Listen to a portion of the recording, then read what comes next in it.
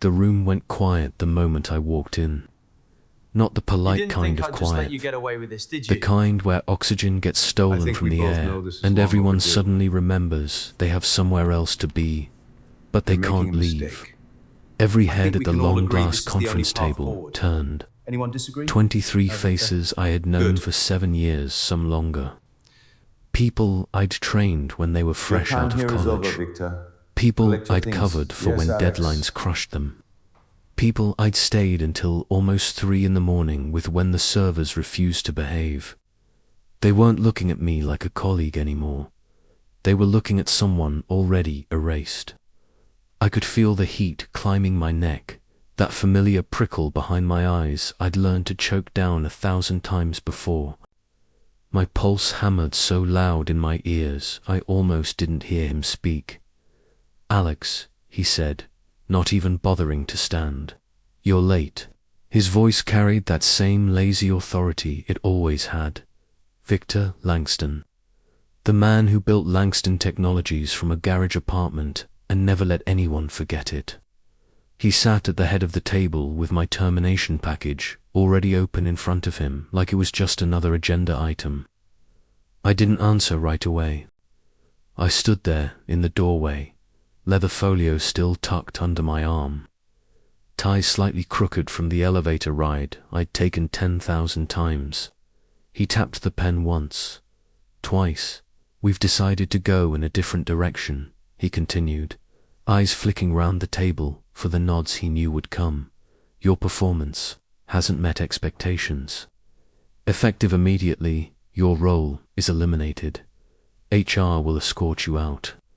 A murmur moved through the room like wind over dry grass. Not shock. Relief.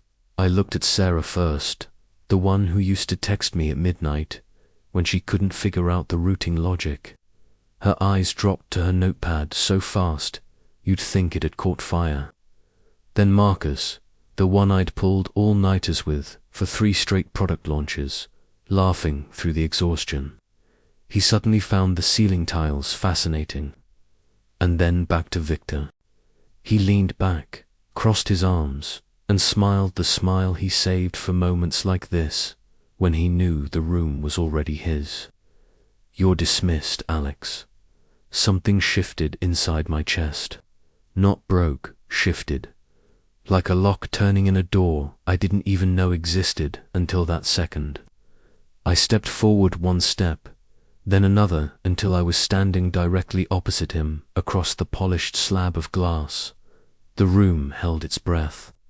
I placed my folio down gently, opened it, pulled out a single sheet of paper that had been folded once, edges still sharp. I slid it across the table toward him. He frowned, didn't touch it at first. "What's this?" I met his eyes, held them. "My signature," I said quietly. He laughed, one short, disbelieving. "On what?" "On your termination letter." Silence again, deeper this time. The kind that presses against your eardrums. Victor's smile faltered for half a second before he forced it back into place. "Cute. Very dramatic. Security, no need," I cut in, voice calm. "The acquisition closed at 9:17 this morning. Langston Technologies is now a wholly owned subsidiary of Meridian Innovations." I let the name land. My company. The color left his face in slow motion, first the cheeks, then the lips, then the knuckles that gripped the edge of the table until they bleached white. I leaned forward just enough. "You called me useless, Victor, in front of the entire product review. You said my ideas were derivative garbage. You took the neural routing architecture I spent 3 years bleeding into and stamped your name on the patent application. You demoted me to senior contributor, which we both know is code for glorified intern who still has bills. You made sure the whole floor heard it when you laughed and said I'd never amount to anything outside these walls. I straightened. You were wrong." I looked around the table one last time, met the wide eyes, the frozen postures, the people who'd once laughed along with his jokes about me because it was safer. And now, I said, voice steady for the first time in years, I get to sign the paper that ends your chapter here. Poetic, don't you think? Victor opened his mouth. Nothing came out. I turned to the head of HR, who stood near the door, looking like she wanted the carpet to swallow her. Effective immediately, I echoed his own words back. His role is eliminated. Then I walked out. Not fast, not slow, just done. My name is Alexander Reyes. I'm 34. Until about 11 minutes ago. I was the invisible spine holding up a company most people thought belonged entirely to the man still sitting at that table, probably trying to remember how breathing works.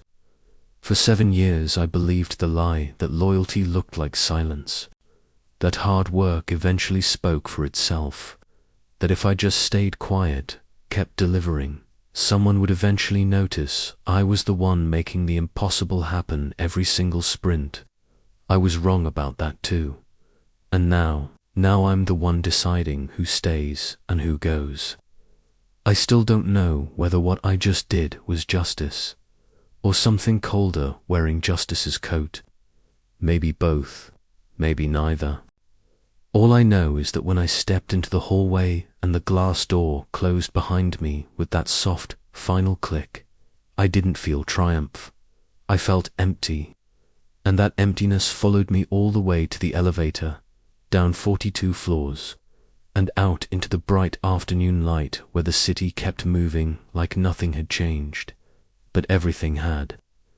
Do you want to know how a man goes from being called useless to signing his abuser's walking papers? It didn't start with revenge. It started with shame, and shame. Shame is a patient teacher. I remember the exact second the shame turned into something else. It was a Tuesday, a little past 4 in the afternoon, maybe 4:30. The floor was almost empty because Victor had sent everyone home early after the quarterly celebration-free beer in the kitchen, his treat for another record-breaking quarter. I was still at my desk, alone, staring at the new org chart he'd just emailed out. My name had been moved 3 levels down. Grayed out. Title changed to Senior Contributor, Neural Routing. No team, no direct reports, no budget authority. Just a dotted line to some 28-year-old he'd promoted over me. A kid who still asked me how to spell asynchronous in Slack. I sat there until the sun bled out across the windows, and the office lights clicked on automatically. I didn't move, didn't cry, didn't throw anything. I just watched the reflection of myself in the black monitor. A man I barely recognized. Thinner than I used to be. Eyes too wide. Mouth set in a line that looked permanently disappointed. That was the night I stopped sleeping. I'd go home to the apartment in Queen Anne that I could barely afford anymore after the demotion cut my pay by 40%. And I'd lie in the dark, listening to the radiator clank like it was trying to tell me something. Around 2:30, I'd get up, open the laptop, and I'd work. Not for Langston, for me. The ideas Victor had stolen, the adaptive mesh protocols, the predictive latency balancing, the self-healing node clusters. He'd taken the watered-down versions, the ones safe enough for a board that panicked if you used the word experimental. He'd stripped out everything that made them brilliant and turned them into features he could sell to investors who didn't know the difference. But I still had the originals, the raw notebooks, the midnight white papers I'd written on napkins at Denny's because I couldn't sleep. The simulations that ran so hot they melted to laptops before I learned how to throttle them properly. I had everything he threw away because he was scared of it. And for the first time in years, I wasn't scared anymore. I started small. 1 encrypted drive. 1 anonymous LLC registered in Wyoming because they don't ask questions. 1 Git repo hidden behind 7 layers of misdirection. I told myself I was just archiving, preserving, making sure the work didn't die when he inevitably ran the company into the ground chasing the next shiny buzzword. But every night I added a little more. A cost model, a go-to-market timeline, a list of clients who'd been quietly telling me for years that they hated Langston's roadmap but loved the demos I used to sneak them in the hallway. I built Meridian innovations in the dark, the way mushrooms grow silent, patient, feeding on decay. I stopped saying good morning to people in the elevator, stopped going to the birthday cakes in the break room, stopped pretending I was part of the family Victor kept bragging about while he systematically cut out anyone who threatened his story. Sarah noticed first. She cornered me by the coffee machine one morning, voice low. "You okay, Alex? You look hollow." I smiled the way you do when you're already gone. "I'm great," I told her. Better than ever. She didn't believe me. I saw it in the way her fingers tightened around her mug. But she didn't push. Nobody did. That was the thing about Langston Tech. People learned fast that curiosity got you demoted. So I disappeared in plain sight. I'd sit in meetings, nodding while Victor talked over me, and inside my head I was already pricing server racks in Oregon, negotiating equity splits with the 2 engineers in Zurich who'd been begging me for years to leave and build something real with them. I became a ghost who still showed up every day at 8:53. Badge scanned, coffee in hand, tie perfectly knotted. The perfect invisible man. Victor loved it. He'd slap my back in the hallway sometimes, laughing. "See, Reyes. This is what humility looks like. You're finally learning your place." I'd laugh with him. Every single time. Because every time he said it, another investor got my deck. Another VC whispered my name in a closed-door session. Another piece of the future he thought he owned slipped through his fingers and into mine. There was one night, God, I think it was late October, the rain hitting the windows like it wanted to come inside and drown us. Ali sat in my apartment with a bottle of Maker's Mark one never opened, and I cried. Not loud, not dramatic, just quiet, shoulders shaking, the kind of crying that happens when you realize you've crossed a line you can't see anymore. Because it wasn't about the money. Not really. It was about the mornings I used to wake up excited. The way I used to believe that if you just worked hard enough, cared enough, the world would eventually care back.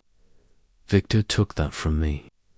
He took it in front of 30 people who clapped when he did it, and I wanted him to feel what that was like. I wanted him to wake up one day and realize the thing he loved most, his name in lights, his story, his empire, wasn't his anymore. I wanted him to beg.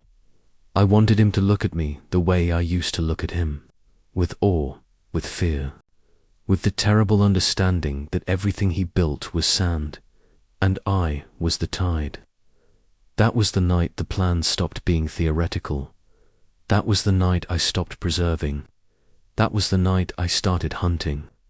And once I let myself want it, truly want it, there was no going back. The man who walked into that conference room a year later wasn't the same one who'd been publicly executed on a Tuesday afternoon in July. He was quieter, colder, and he no longer asked permission for anything. The first real piece clicked into place 6 weeks after that night, with the bourbon and the tears. I was still showing up at Langston every day, still nodding through stand-ups, still fixing bugs nobody else could touch because Victor had scared off half the senior engineers with his quarterly performance purges. But now, when the clock hit 6 and the floor started emptying, I didn't leave. I stayed. I'd pulled the blinds on my cubicle woolly ass. I still had a cubicle. That was part of the humiliation package, and I'd opened the second laptop, the clean one. No company VPN, no endpoint protection. Just me, a burner phone hotspot, and the beginning of something that felt like breathing for the first time in years. The Zurich engineers Lucas and Maro were already waiting in the encrypted channel every night around 9:30. They'd both been burned by corporate politics before. They recognized the smell of stolen credit from a continent away. When I finally told them the truth about the routing architecture, about how Victor had filed the patents under his own name while I was still debugging the proof of concept in my apartment, Mara typed one line that changed everything. Then we take it back. Not rebuild, not start over. Take.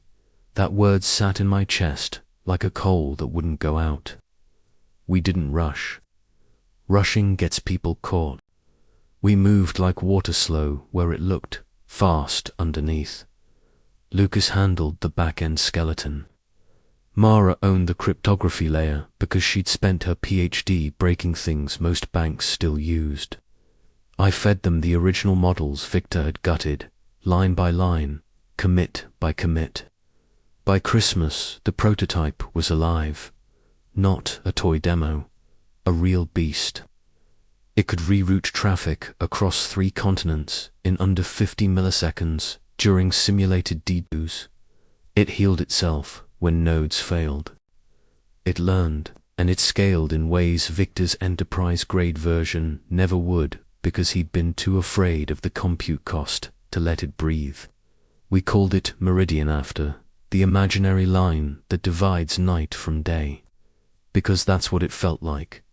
One side darkness, the other side something new coming up fast.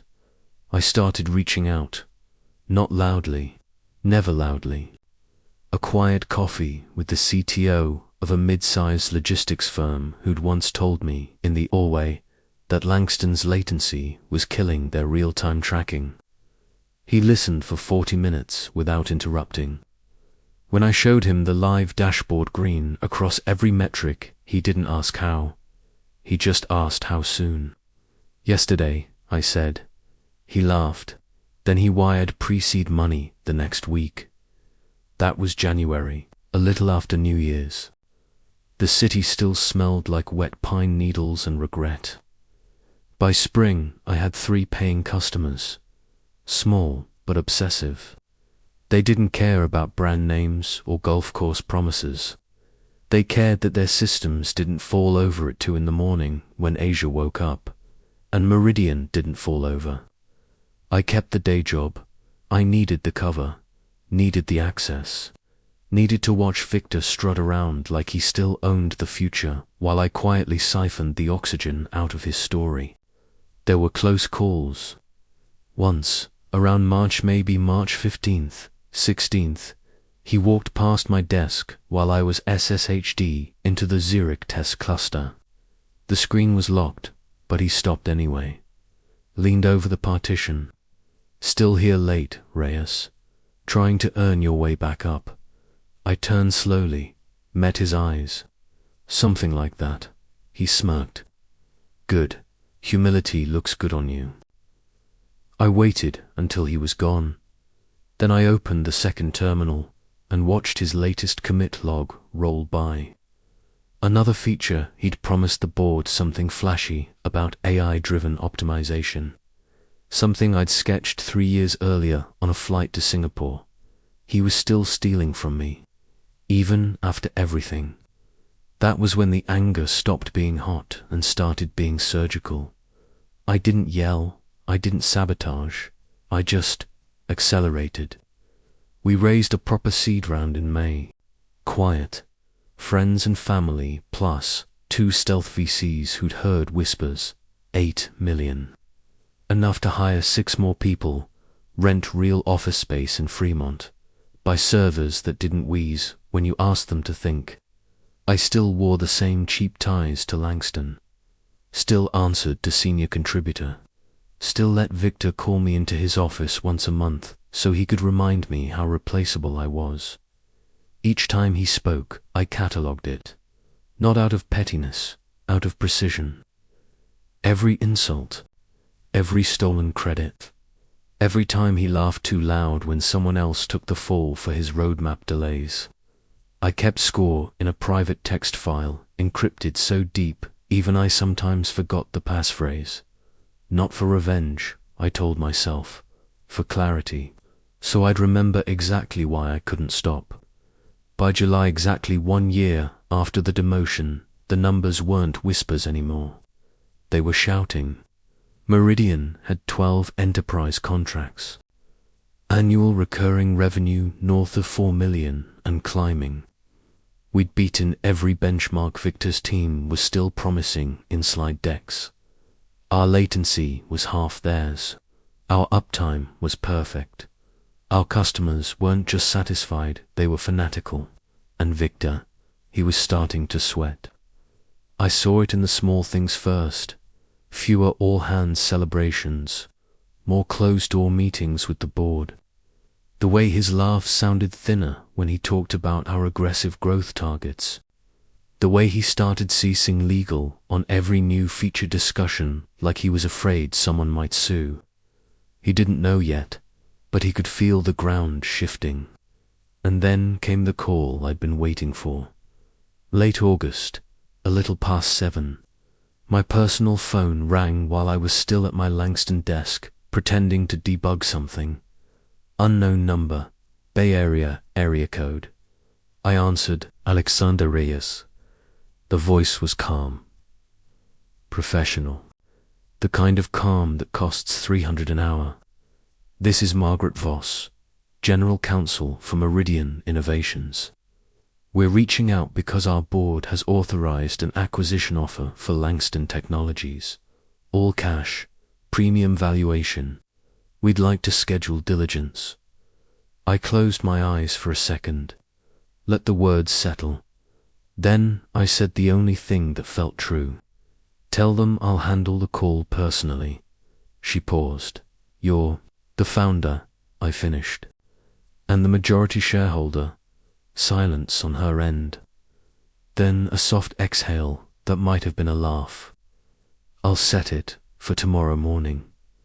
I hung up, looked around the quiet floor. Victor's office light was still on. He was pacing behind the glass, phone to his ear, gesturing like he could will the numbers to behave. I stood up, walked to the kitchen, poured myself the last of the cheap office coffee. It tasted bitter, but not as bitter as what was coming. The next morning, I didn't go to my cubicle.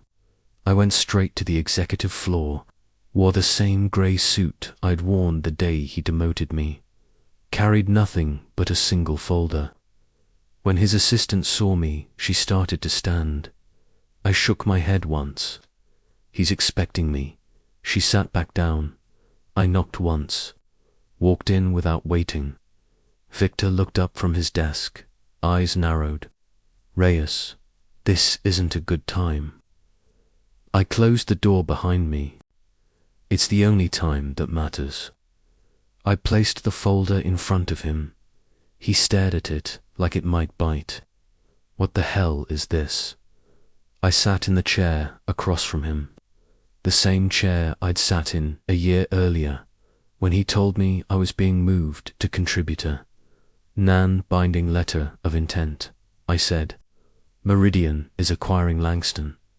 Close of business, Friday.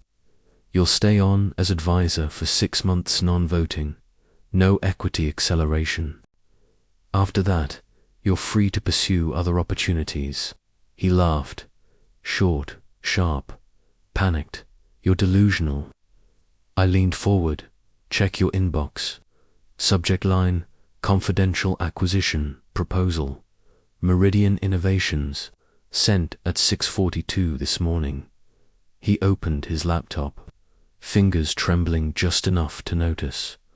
I watched his face as he read.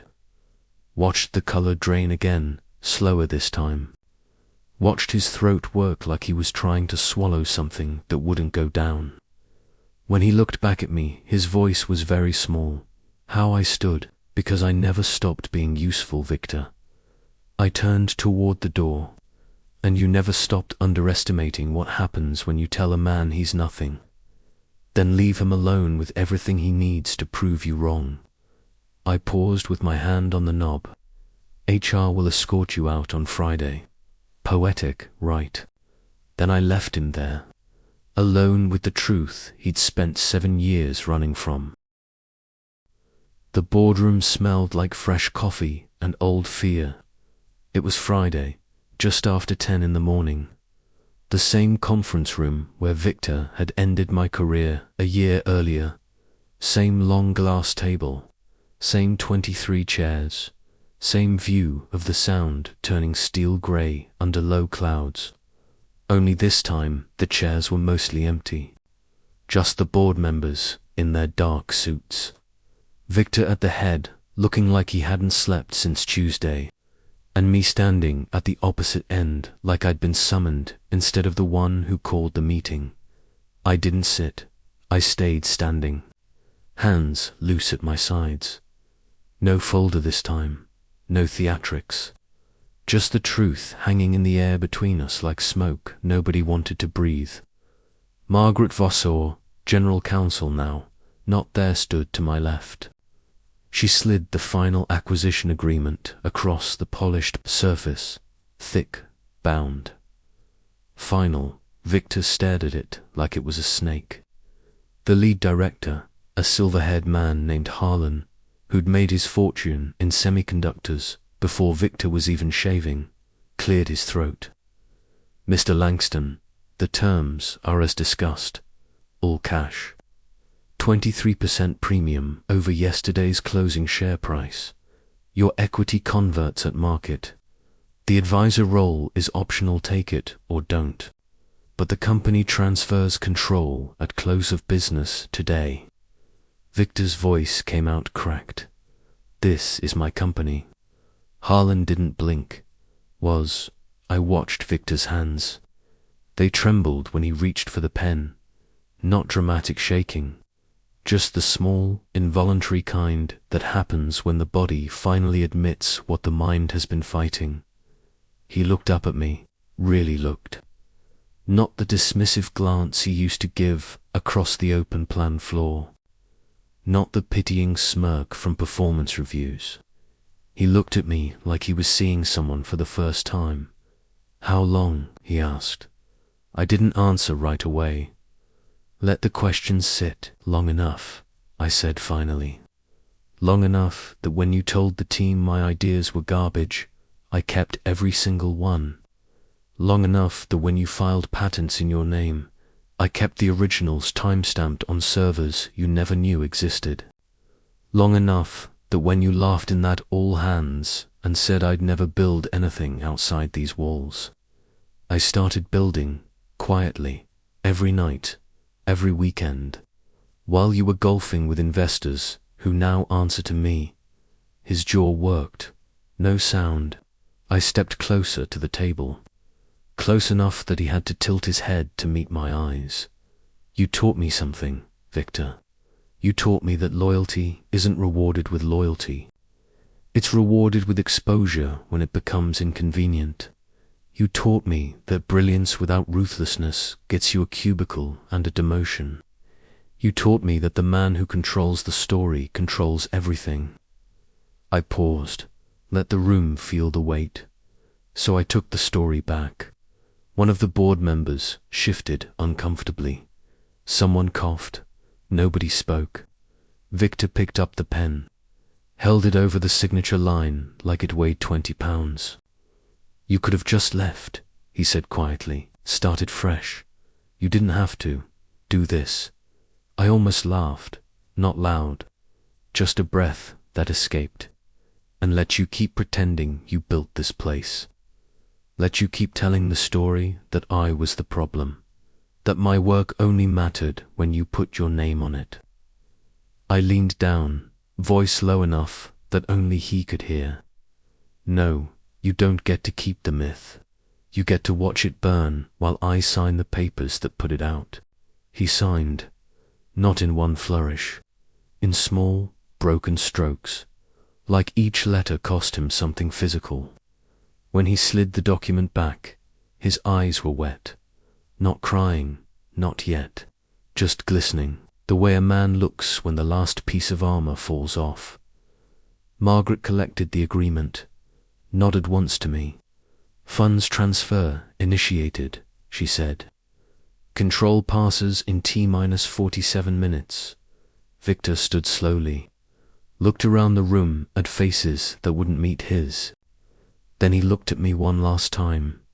You won, he said. The words sounded hollow, like they belonged to someone else. I didn't correct him, because it didn't feel like winning. It felt like closing a book I'd been forced to read for 7 years.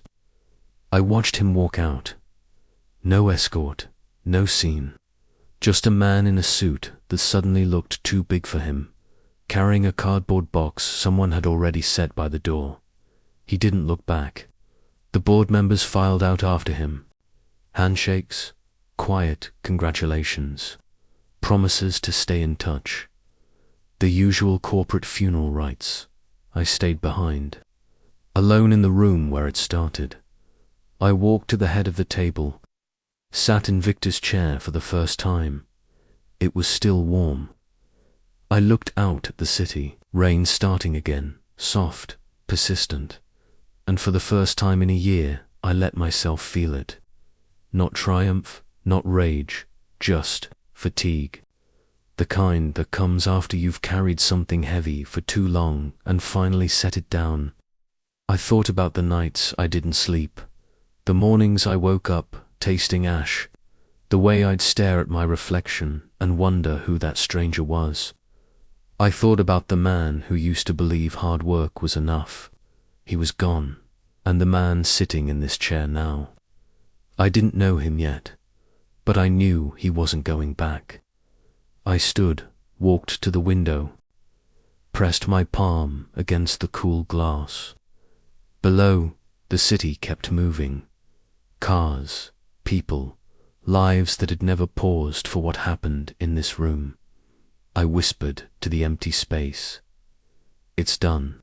Then I turned off the lights and left the door open behind me. The days after the acquisition felt like walking through fog. Not the dramatic kind you see in movies, thick, swirling, full of menace.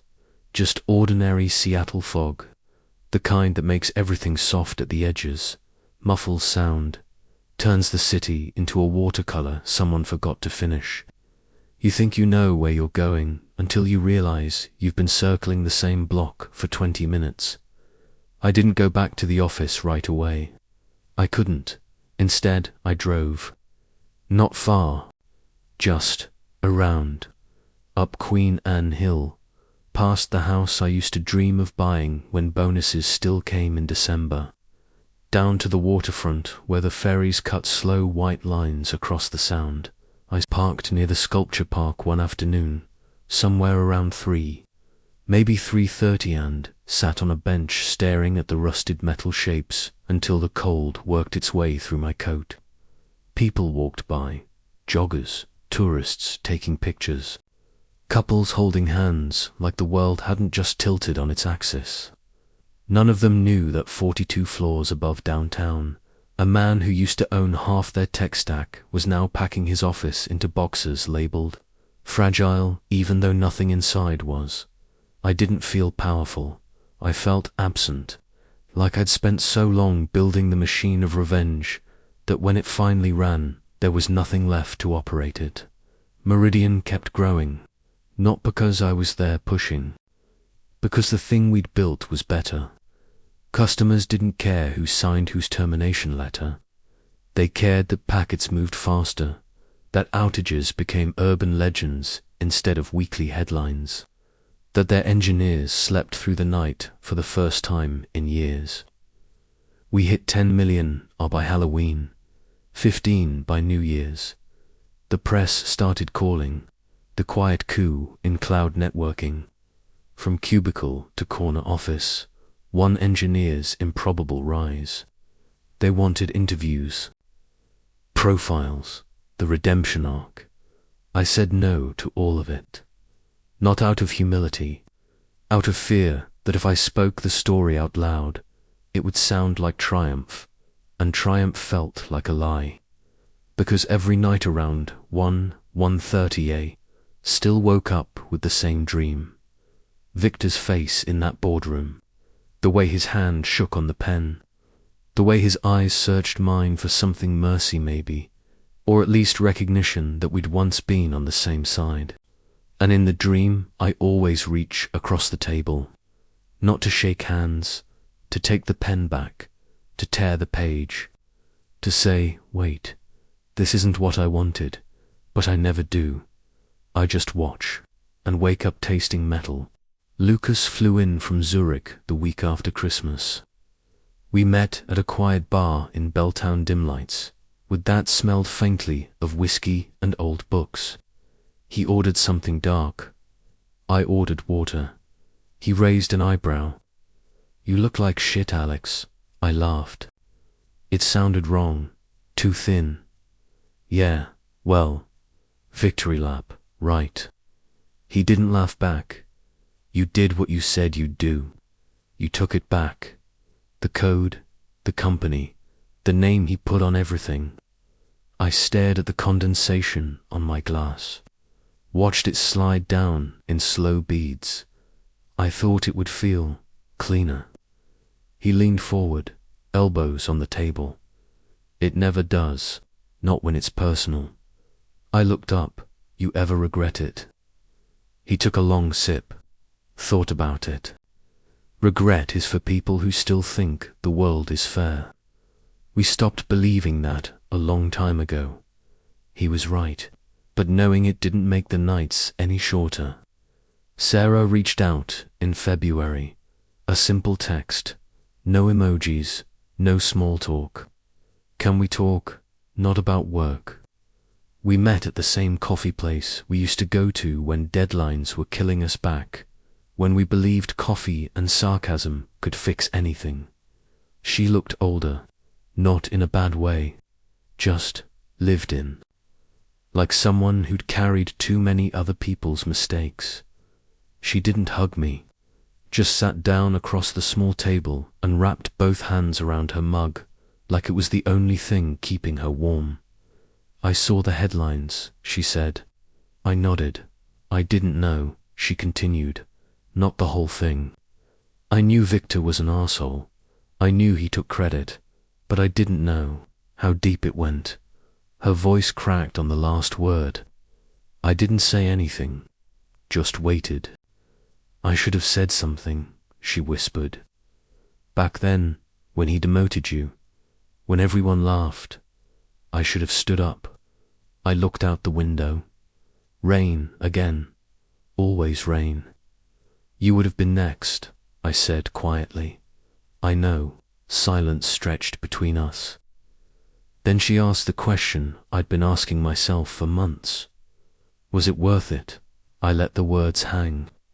Thought about the empty apartment that still smelled faintly of takeout and insomnia. Thought about the bank balance that meant nothing when the clock hit 3 a.m. Thought about Victor wherever he was now, probably in some consulting gig, probably telling anyone who'd listen that he built the foundation and the kid just got lucky. I thought about the version of me that used to smile when someone said, "Good job." That version was gone, and I still hadn't found the replacement. I don't know, I told her. Honest, for once.